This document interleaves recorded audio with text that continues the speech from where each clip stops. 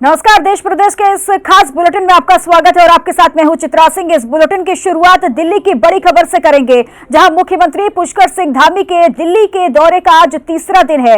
Delhi MCD चुनावों में BJP प्रत्याशियों के लिए चुनाव प्रचार कर रहे हैं और जनता का बीजेपी की तरफ रुझान है, ऐसा मुख्यमंत्री पुष्कर सिंह धामी का कहना है।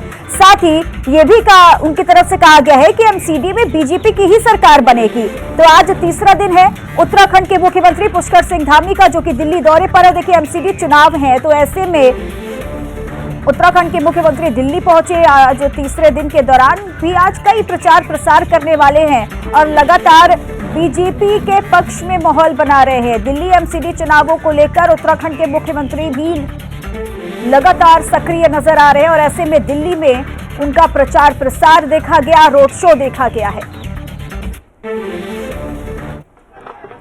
लगातार जनता का रुझान भारतीय जनता पार्टी की तरफ है। एमसीडी में भारी बहुमत से फिर से भाजपा की यहाँ एमसीडी की सरकार बनेगी, क्योंकि लोगों ने नरेंद्र मोदी जी के काम को देखा है, भारतीय जनता पार्टी के काम को देखा है।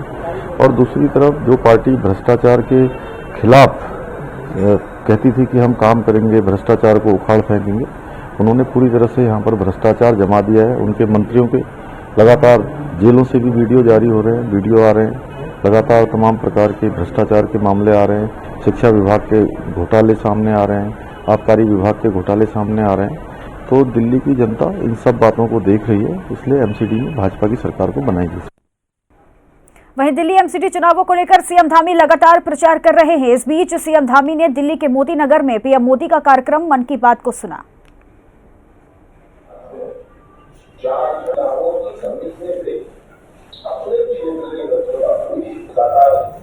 अपने सहयोग स्थान पर बढ़ना है। नौकरी के दौरान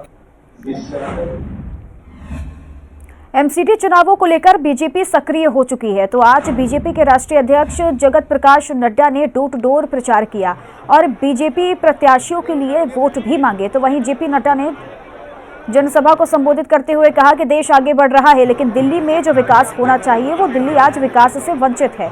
इसका मूल कारण है आम आदमी पार्टी की सरकार, जिसका काम आदमी का विरोध करना है।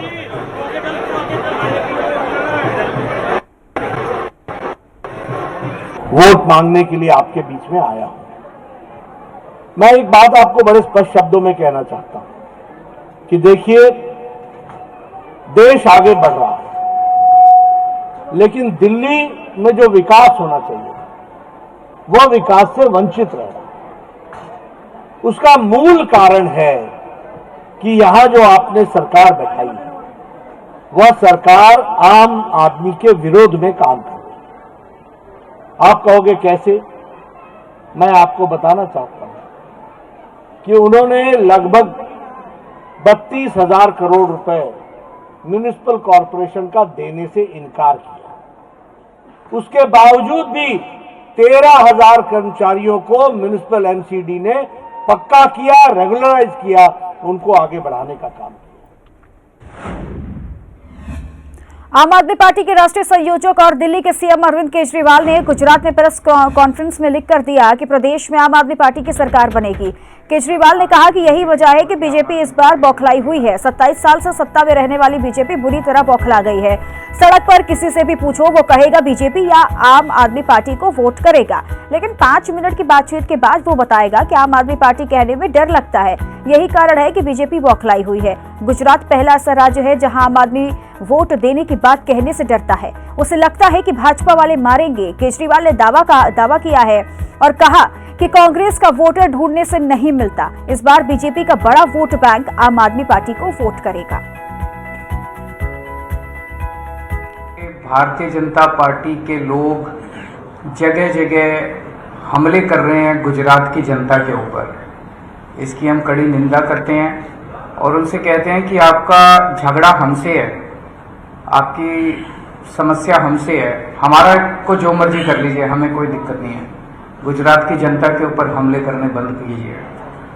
उनकी ये बौखलाहट क्यों है?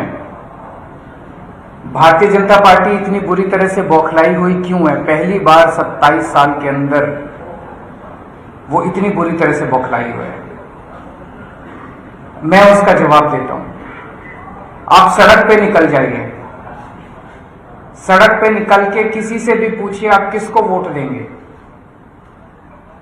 वो या तो कहेगा आम आदमी पार्टी और या कहेगा भारतीय जनता पार्टी।